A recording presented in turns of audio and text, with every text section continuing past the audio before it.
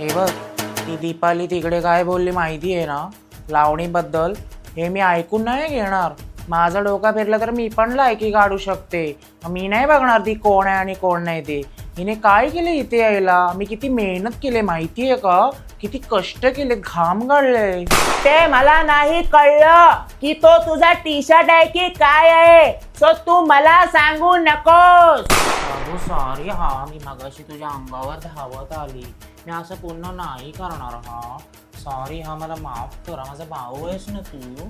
ती सोनाली काय बधीर आहे ना, मी बाहेर आली ना माझ्या समोर तर मी अशी एक वाजवेलच तिच्या. एवढी डोक्यात जाते माझ्या ती. राधा, एक स्टेप करून दाखवा. हा हा हा. ही नाही हो, लावणीची. हो हो. रुचिता ये ना, तू चांगली नाचतेस माझ्यापेक्षा. नाही सर, मी ते तिकडे जोरात जायला नव्हतं पाहिजे होतं. मी चुकले, मला माहिती आहे. पण मी चुकीची नाही आहे सर. कारण तू इथे झोपू शकतोस का? नाही म्हणजे ओमकारला तिकडे पाठवेन मी. मला मुलांच्या बाजूला झोपायला जरा प्रॉब्लेम आहे ना. नाही, करणच्या बाजूला झोपायला काही प्रॉब्लेम नाही, तो माझा भाऊच आहे ना.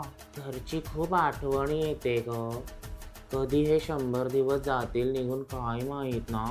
नाही सर, मला असं वाटतंय का मी सेफ असेन. जनता माझ्या पाठीशी आहे.